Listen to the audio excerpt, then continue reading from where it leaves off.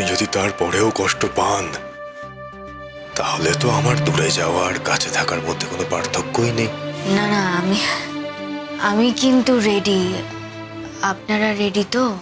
এই দাঁড়া, আমি বিল টিলগুলোর ব্যবস্থা করে আসি। না জেঠুমনি, আমার তো কার্ড আছে, জমাও দেওয়া আছে, বিলের ব্যবস্থা করার তো কিছু নেই। না না, হসপিটালে তো কিছু নিয়ম থাকে, শৈশবুদের ব্যাপার থাকে। পেশেন্টকে যখন ওরা ছাড়ে তখন অনেক রকম ফর্মালিটিস থাকে। আমি একবার দেখে আসছি। না, তুমি বরং ওর কাছে থাকো, আমি যাচ্ছি। আমি এইটুকু কাজ করতে পারবো। আসছি রে, আমি আসছি। ওরা আপনাকে খুব অপমান করেছে না? আমায় বলেননি কেন? সব কথা কি আর মুখে বলা যায়? রীতাবরী আপনাকে এত অপমান করেছে, আপনি কিছু বললেন না? আমাকে একবার বলতে পারতেন। দেখুন, আমার অত অপমান টপমান গায়ে লাগে না। কি করা যাবে বলুন? আমি যদি আজ বাড়িতে থাকতাম ধুলকালাম করে দিতাম। এত বড় স্পর্ধা, ও আপনাকে অপমান করছে। তাহলে তো আমি বলবো ভালোই হয়েছে যে আপনার সামনে কিছু ঘটেনি। ভাগ্যিস। হ্যাঁ, আমি জানি আপনার সামনে ঘটলে এরকম কিছু একটা ঘটনা ঘটার সম্ভাবনা হয়তো তৈরি হতো। রীতাবরী হসপিটালে আসছে না তার মানে তো এটা নয় যে ও বাড়িতে যাবে না। আপনাকে একটা কথা বলি, আপনি দয়া করে এত উত্তেজিত হবেন না। একটু স্বার্থপর হন, একটু নিজের শরীরের কথা ভাবুন প্লিজ। অনেক সময় নিজেকে ভালো রাখার জন্যও যদি অন্য কেউ কোনো রকম উত্তেজনার ক্ষেত্র তৈরি করে, আপনি উত্তেজিত হবেন না। বুঝতে পারলেন তো কি বলছি? এত ভাবেন কেন বলুন তো আমায় নিয়ে? জানি না কেন ভাবি, কিন্তু এবার যে ভাবনাটা ভাবছি সেটা যদি আপনি জানতে পারেন তাহলে আপনার মনে হবে যে অপারেশন থেকে বেঁচে ফিরলেন কেন। অপারেশনের সময় চলে গেলেই পারতেন। কি ভাবছেন?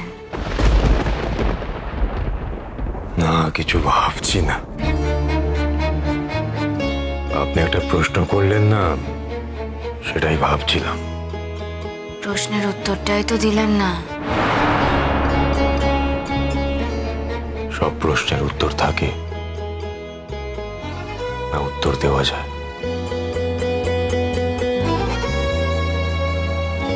সব প্রশ্নের উত্তর তো হয় না। আর অনেক সময় অনেক প্রশ্নের উত্তর জানা থাকলেও সেটা মুখে বলা যায় না। আর আমার আপনাকে দেখে যথেষ্ট সেন্সিবল মানুষ বলেই মনে হয়। তাই আমার মনে হয় আপনাকে সবকিছু বলে ব্যাখ্যা করার কোনো প্রয়োজন নেই। আপনি নিশ্চিন্তে থাকুন, আজকের পর থেকে আপনাকে কেউ কখনো অপমান করবে না। অন্তত আমি থাকতে আপনি কিছুতেই অপমানিত হবেন না। তার জন্য যদি ওর সঙ্গে আমার সম্পর্ক চলে যায়, যাবে, যে মেয়ে আমার কথা ভাবে না তার সঙ্গে সম্পর্ক আমিও রাখতে চাই না। আচ্ছা, কি দেখেছেন বলুন তো আপনি আমার মধ্যে? কি দেখেছেন যে আমার জন্য যে মেয়েটিকে আপনি ছোটবেলা থেকে নিজে হাতে বড় করেছেন তার সঙ্গে সম্পর্ক ত্যাগ করতে চাইছেন? আপনার মধ্যে কি দেখেছি? যা দেখেছি বহুকাল আগেই তো দেখেছি। জানেন তো, আমি না জানি, বিশ্বাস করি, অনুজ যদি নাও থাকে এই পৃথিবীতে, ঈশ্বর আমাকে এই শেষ জীবনের শান্তি দিতে চান। সেই জন্যই দেখুন আপনাকে পাঠিয়েছে। আমি আপনাকে ঈশ্বরের দান হিসেবেই গ্রহণ করেছি। আপনি যদি নাও হন, আপনি যদি অনুজ নাও হন, আমি আপনার মধ্যে আমার অনুজকে খুঁজব। তাই আমার মনে হয় না আপনার মধ্যে কি দেখেছি তার আলাদা করে বলার কোনো দরকার আছে?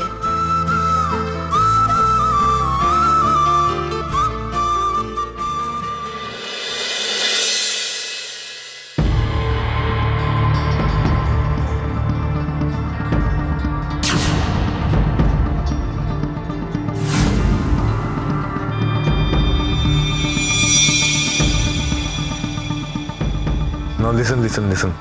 I have taken a decision. কি ডিসিশন নিয়েছেন? আর কিন্তু কোনোভাবেই কিছু করা যাবে না। আপনার জন্য কিন্তু আমরা অনেক ছোট হয়েছি। আরে বললাম তো, ডিসিশন নিয়েছি। আমি তো বলেছিলাম অপারেশনটা হয়ে গেলে কবে সুস্থ হবে? ধরো 3-4 দিন, 3-4 দিন পরে আমি রওনা হয়ে যাব। শিওর? ভরসা করতে পারি? হ্যাঁ, ভরসা করতে পারো। দেখুন, নিজের জীবনের থেকে তো বড় কিছু হয় না। আপনি যদি মরে যান তাহলে আর কি থাকবে বলুন? যদিও আমি এরকম কিছু করব না, তো ফ্র্যাঙ্কলি স্পিকিং মাঝে মাঝে সত্যিই মনে হয় যে এর থেকে মরে যাওয়াটা বেটার ছিল। মরে গেলেই বোধহয় ভালো হতো। তবে অ্যাটলিস্ট নিজের মনের কাছে পরিষ্কার থাকতে পারতাম। একটা সময় অ্যাটলিস্ট আমার মনের ভিতরে পাপবোধ জেগেছিল। দেখুন, এই একই কথা কিন্তু বারবার বলছেন। তার পেছনে যে কিছু গ্রাউন্ড আছে সেই খবর কিন্তু আমাদের কাছে আসছে। কিসের গ্রাউন্ড? আছে কিছু গ্রাউন্ড আছে। শেষ পর্যন্ত একটা মহিলার কাছে নিজেকে বিক্রি করে দিলেন। যদি বিক্রি হয়ে যেতাম তাহলে কি তাকে নিয়ে তোমাদের কাছে আসতাম? তাহলে এই কথাগুলো বলছেন কেন? আপনার তো এই কথাগুলো বলারই না। যা সত্যি তাই বলছি। অনেকগুলো বছর ধরে তোমাদের সঙ্গে কাজ করছি।